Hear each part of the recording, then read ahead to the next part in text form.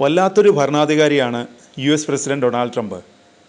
നിലപാടുകൾ മാറ്റുന്നതിനും തള്ളിപ്പറയുന്നതിനും നിമിഷങ്ങൾ മാത്രം മതി. ലോകത്തെ മുഴുവൻ അമ്പരപ്പിച്ചിരിക്കുകയാണ് ട്രംപ് കിറുക്കൻ നിലപാടുകളിലൂടെ. യുക്രൈൻ റഷ്യ യുദ്ധത്തിലെ നിലപാട് എത്ര പെട്ടെന്നാണ് ട്രംപ് മാറ്റിയത്. മാസങ്ങളോളം യുക്രൈനെതിരായി നിന്നു ട്രംപ്.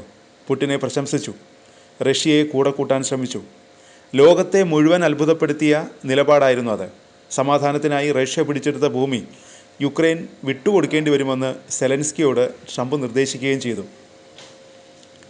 യുദ്ധം വളരെ നീണ്ടുവന്നു. ഒരു കരാറിനായി പോരാട്ടം അവസാനിപ്പിക്കാൻ വിട്ടുവീഴ്ച വേണം, ട്രംപ് പറഞ്ഞു.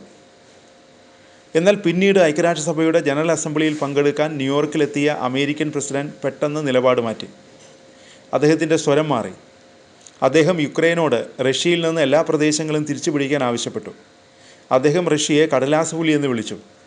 പൊള്ളയായ ഭീഷണിയെന്ന് അധിക്ഷേപിച്ചു. സഖ്യകക്ഷികളുടെ വ്യോമാതിർത്തി ലംഘിക്കുന്ന റഷ്യൻ ജെറ്റുകളെയും ഡ്രോണുകളെയും നാറ്റോ വെടിവെച്ചിടണമെന്ന് പോലും അദ്ദേഹം നിർദ്ദേശിച്ചു. ഇപ്പോൾ ഈ മാറ്റത്തിന് കാരണമായതെന്താണ്? ചൊവ്വാഴ്ച എന്താണ് സംഭവിച്ചത്? ട്രംപും യുക്രൈൻ പ്രസിഡന്റ് സെലൻസ്കിയും UN ജനറൽ അസംബ്ലിയുടെ വേദിയിൽ കൂടിക്കാഴ്ച നടത്തി.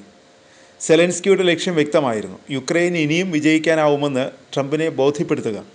കൂടിക്കാഴ്ച കഴിഞ്ഞപ്പോൾ ട്രംപ് പൂർണ്ണമായും യുക്രൈനൊപ്പമായി. റഷ്യയുടെ സമ്പദ്വ്യവസ്ഥ ഇപ്പോൾ തകർന്നിരിക്കുകയാണ്. ഒരു വലിയ സൈന്യത്തെ തടഞ്ഞു നിർത്തുന്നതിൽ യുക്രൈൻ മികച്ച പ്രകടനം കാഴ്ചവെക്കുന്നു എന്നൊക്കെ ട്രംപ് പ്രശംസിക്കാൻ തുടങ്ങി.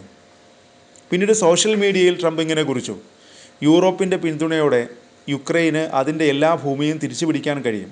3.5 വർഷമായി റഷ്യ ലക്ഷ്യമില്ലാതെ യുദ്ധം ചെയ്യുകയാണ്. ഒരു യഥാർത്ഥ സൈനിക ശക്തിക്ക് ഒരാഴ്ച കൊണ്ട് ജയിക്കാവുന്ന യുദ്ധമാണിത്. റഷ്യയെ ഇത് ഒരു കടലാസ് പുലിയാക്കി മാറ്റുന്നു, ട്രംപ് കുറിച്ചു. ട്രംപ് യുക്രൈനിൻ്റെ പുതിയ ആരാധകനായി മാറിയിരിക്കുന്നു. യുക്രൈന് അതിൻ്റെ പഴയ അതിർത്തികൾ തിരിച്ചു പിടിക്കാൻ കഴിയുമെന്ന് അദ്ദേഹം പറഞ്ഞു. പുടിൻ്റെ റഷ്യയെ കടലാസ് പുലിയെന്ന് വിളിച്ചു. യുക്രൈന് അതിനപ്പുറം പോകാൻ പോലും കഴിയുമെന്ന് സൂചിപ്പിച്ചു.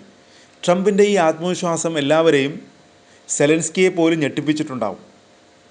ട്രംപ് ഒരു ഗെയിം ചേഞ്ചറാണ്, സെലൻസ്കി പറഞ്ഞു. ഈ യുദ്ധത്തിൻ്റെ ഗതി മാറ്റാൻ അദ്ദേഹത്തിന് കഴിയും. ബുധനാഴ്ച UN ജനറൽ അസംബ്ലിയിൽ ട്രംപിന് പരസ്യമായി നന്ദി പറഞ്ഞുകൊണ്ട് അദ്ദേഹം സംസാരിച്ചു. ഇന്നലെ ഞങ്ങൾ തമ്മിലൊരു മികച്ച കൂടിക്കാഴ്ചയുണ്ടായിരുന്നു, സെലൻസ്കി പറഞ്ഞു.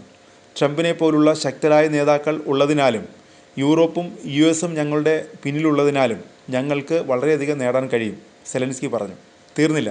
റഷ്യൻ ജെറ്റുകളും ഡ്രോണുകളും നാറ്റോ രാജ്യങ്ങളുടെ ആകാശത്ത് കടന്നു കയറുന്നതിനെക്കുറിച്ച് ഒരു മാധ്യമപ്രവർത്തകൻ ട്രംപിനോട് ചോദിച്ചു. ട്രംപ് ഇതിനെ ഒരു പിഴവെന്ന് നേരത്തെ വിളിച്ചിരുന്നു. പക്ഷേ ഇത്തവണ അദ്ദേഹത്തിൻ്റെ മറുപടി എല്ലാവരെയും അതിശയിപ്പിച്ചു. നാറ്റോ രാജ്യങ്ങളുടെ ആകാശം ലംഘിക്കുന്ന റഷ്യൻ വിമാനങ്ങളും ഡ്രോണുകളും വെടിവയ്ക്കണം, അദ്ദേഹം പറഞ്ഞു. ഡെൻമാർക്കിലെ ഒരു ഡ്രോൺ ആക്രമണത്തെക്കുറിച്ച് ചോദിച്ചപ്പോൾ എന്താണ് സംഭവിച്ചതെന്ന് ഞങ്ങൾ കണ്ടെത്തുമെന്നാണ് ട്രംപ് പറഞ്ഞത്. പോളണ്ടിൻ്റെ വിദേശകാര്യമന്ത്രി ഉടൻ പ്രതികരിച്ചു. നാറ്റോയും റഷ്യയ്ക്ക് മുന്നറിയിപ്പ് നൽകി. ഞങ്ങളുടെ ആകാശം ഞങ്ങൾ എല്ലാവിധത്തിലും സംരക്ഷിക്കും. എസ്റ്റോണിയ, പോളണ്ട്, റൊമാനിയ എന്നിവിടങ്ങളിൽ റഷ്യൻ ഡ്രോണുകളും വിമാനങ്ങളും ആകാശം ലംഘിച്ചതിനാൽ യൂറോപ്പ് വലിയ കലിപ്പിലായിരുന്നു. ട്രംപിൻ്റെ വാക്കുകൾ അവർക്ക് വലിയ ധൈര്യം പകർന്നു. കടലാസ് പുലി എന്ന ട്രംപിൻ്റെ പരാമർശത്തിന് റഷ്യയും പ്രതികരിച്ചു. ഞങ്ങൾ പുലിയല്ല, യഥാർത്ഥ കരടിയാണ്. കടലാസ് കരടി എന്ന് ഒന്നില്ല. പുടിൻ എപ്പോഴും റഷ്യയെ നമ്മുടെ കരടി എന്ന് വിശേഷിപ്പിക്കാറുണ്ട്. ട്രംപിൻ്റെ വാക്കുകൾ റഷ്യ തമാശയായിട്ടാണ് എടുത്തത്. ട്രംപിൻ്റെ പെട്ടെന്നുള്ള ഈ U-ടേണിൻ്റെ പിന്നിലെന്താണ്? മാസങ്ങളായി പുടിനുമായുള്ള കരാറിനെക്കുറിച്ച് അദ്ദേഹം സൂചന നൽകിയിരുന്നു.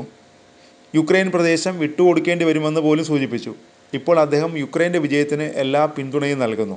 സെലൻസ്കി ഒടുവിൽ ട്രംപിനെ ബോധ്യപ്പെടുത്തിയോ? അതോ പുടിൻ്റെ കളികളിൽ ട്രംപ് മടുത്തോ? ട്രംപ് ഒടുവിൽ പുടിൻ്റെ തന്ത്രങ്ങൾ മനസ്സിലാക്കിയോ? അതോ ഇത് വെറും ട്രംപിൻ്റെ നാടകമാണോ? യുക്രൈൻ ഇതൊരു വലിയ മാറ്റമാണ്. എല്ലാം ലോകം സൂക്ഷ്മമായി നിരീക്ഷിക്കുകയും ചെയ്യുന്നുണ്ട്.